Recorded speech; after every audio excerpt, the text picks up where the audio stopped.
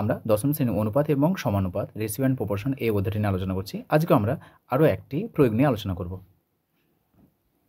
দেখো নিজে করি। প্রয়োগ নম্বর 90 যেটা দেওয়া আছে, এখানে একটা অনুপাত মান বলে দিয়েছে এবং আমাদের এই অনুপাতের মান নির্ণয় করতে বলেছে।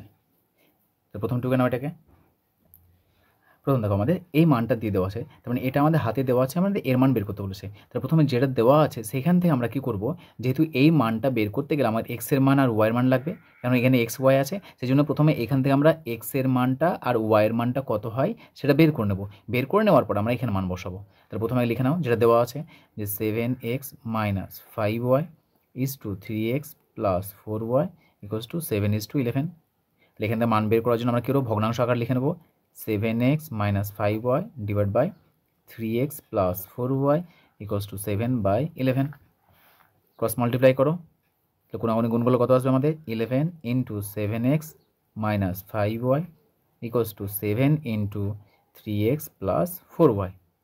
ব্র্যাকেট গুণগুলো কত হবে, 7 × 77 x - 5 × 55y = 3 × 7 = 21x + 4 × 7 = 28y। দেখি এক্সগুলো নিয়ে এসো। 77x - 21x = ডান দিকে y নিয়ে যাও, 28y + 55y। এখানে x এর মানটা কত আসছে, বিয়োগগুলো কত আসছে, 1 6 2 আছে 5 56 x = 8 × 5 = 13 5 আর 2 7 রেখে 8 83y। বা এখানে আমাদের টার্গেট x/y এর আকার মেন x/y বের করব, অর্থাৎ x এর মান কত হবে আর y এর মান কত হবে। x/y = 83/56।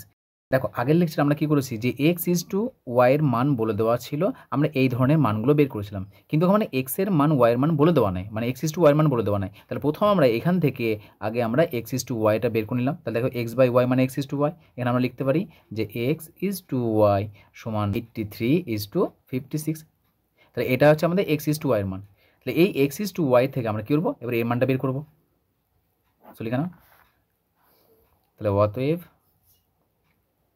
5x - 3y = 6x + 5y = এটা অনুপাতের আছে, ভগ্নাংশ আকারে লিখে নাও। 5x - 3y / 6x + 5y। আমরা আগের লেকচারে দেখেছি এই মানগুলো কীভাবে বের করতে হয়, দুটো পদ্ধতি, হয় আমরা এটাকে কে ধরে নেব, অথবা এখানে আমরা লব ও হরকে x y দ্বারা ভাগ করে x/y এর আকার নিয়ে আসবো, নিয়ে আমরা 83/56 বসিয়ে দেবো। অথবা এখানে ধরে নাও, এটা সমান ধরে নিলাম কে। তারপর বলতো এক্স এর মান কত পাচ্ছি, তাহলে এখানে এক্স এর মান পাচ্ছি আমরা, উপরে যেটা আছে সেটাকে কে লিখে দেবো 83k, আর ওয়াই এর মান পাচ্ছি আমরা 56k। মানগুলো বসাও। 5 × এক্স এর মান হচ্ছে আমাদের 83k - 3 × ওয়াই এর মান 56k / 6 × 83k + 5 × 56k। দেখো উপর থেকে কমন আসছে, তাহলে কে যদি কমন আসে গুণ করে এটাকে, তাহলে 5 3 × 5 = 15 1 5 × 8 = 40 1 41 415 মাইনাস এটা হচ্ছে আমাদের 3 6 18 3 5 = 15 আর 1 16 168 ডিভাইডেড বাই, এখানে আমাদের কে কমন আসছে, কমন নিয়ে নাও। এখানে থাকছে আমাদের 6 3 6 18 6 8 48 49 প্লাস 5 6 30 5 5 25 আর 3 28 280।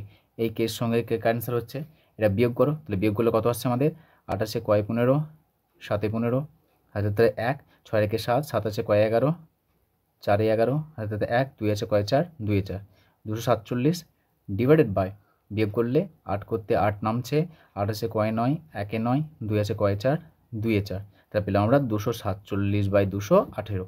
আচ্ছা এটা আমাদের যোগ করতে হচ্ছে, আমরা এখানে বিয়োগ করে ফেলেছি। সো উপরটা কত হলো, উপরটা হচ্ছে আমাদের 247 ডিভাইড বাই, এটা যোগগুলো কত আসছে, 8 করলো 8 নামলো 8 8 এর সঙ্গে 0 যোগ করলো 8 8 এর সঙ্গে 9 17 হাতে 1 4 2 6 7 778। এটা আমাদের অ্যান্সার হবে। এখানে আমরা বিয়োগ করে ফেলেছিলাম, 218 হয়েছিল, এখানে যোগ দিয়েছে। তাহলে এটা কত পেলাম আমরা, 247/778। সো এটাকে আমরা অনুপাতের আকার লিখতে পারি, কত লিখবো, 247 = 778। সো এটা আমাদের অ্যান্সার। সময় যখনই আমাদের প্রবলেম এই ধরনের দেওয়া থাকবে, কোনো একটা বড় একটা অনুপাত দেওয়া আছে, সেই অনুপাত থেকে আমাদের অপর একটি বড় একটা অনুপাতের মান চেয়েছে, প্রথমে আমরা এখান থেকে x/y অথবা x/y এর মানটা বের করে নেব। মান বের করে নেওয়ার পরে যেটার মান চেয়েছে সেখানে আমরা x এর মান y এর মান বসিয়ে দেবো, বসিয়ে দিয়ে তার মান পেয়ে যাবো। তো এখানে কত মান পেলাম? এখানে আমরা পেলাম 247:778।